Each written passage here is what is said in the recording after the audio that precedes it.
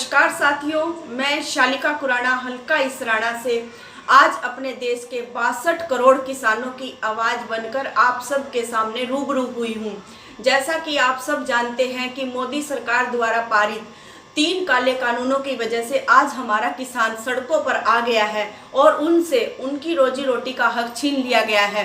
आप सबको पता है कि जो हमारा किसान सुबह से शाम तक खेतों में अनाज उगाता था, आज वही किसान सड़कों पर आया है और सरकार की लाठियों का शिकार हो रहा है और उस पर आंसू गैस के गोले भी छोड़े जा रहे हैं।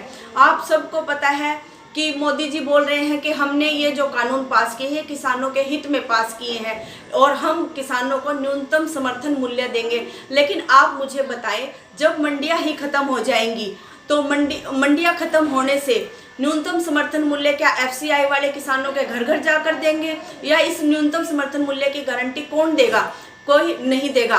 आप सब एक चीज और मैं बताना चाहूंगी कि इन काले कानूनों के विरोध में कोई भी व्यक्ति इनकी शिकायत भी नहीं कर सकता है। किसी भी कोर्ट कचहरी में इस कानून के खिलाफ में कोई मुकदमा दायर नहीं किया जाएगा, तो हमारा किसान तो चौतरफा की मार सहेगा।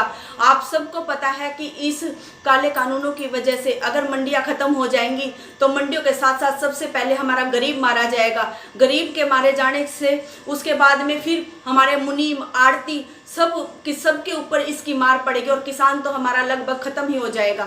मोदी जी, मैं आपसे कहना चाहती हूँ, आपने देश में 3 बंदियां की।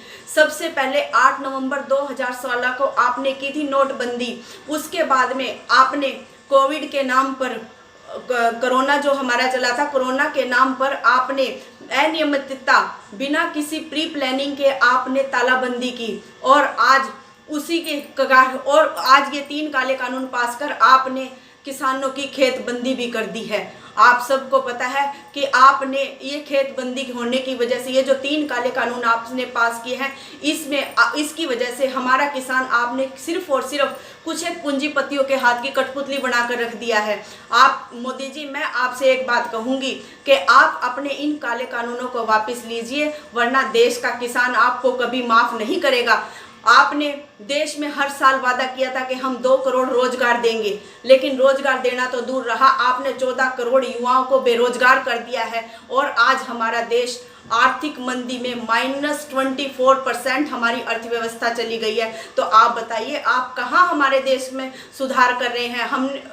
आपको इस देश की जनता ने इस तख्ते पर इसीलिए बिठाया था कि आप इस जनता के लिए बहुत कुछ करेंगे और बहुत कुछ सपने लेकर जनता ने आपको इस तख्त पर बिठाया था। लेकिन मोदी जी, मैं आपसे एक बात कहूँगी, जो हमारा किसान बंजर जमीन का सीना फाड़ कर अनाज उगा सकता है, वही किसान आज सड़कों पर उतरा है, तो याद रखिएगा वो आपका तख्ता भी पलट सकता है। एक कांग्रेस के कार्यकर्ता होने के नाते मैं आप सभी कांग्रेस कार्यकर्ताओं से और सभी जन से ये अपील करती हूँ कि आप हमारे किसानों की आवाज़ को देशव्यापी ही नहीं विश्वव्यापी बनाइए और बता दीजिए इस सरकार को कि हम अपने अन्नदाता को झुकने नहीं देंगे। जय जवान, जय किसान।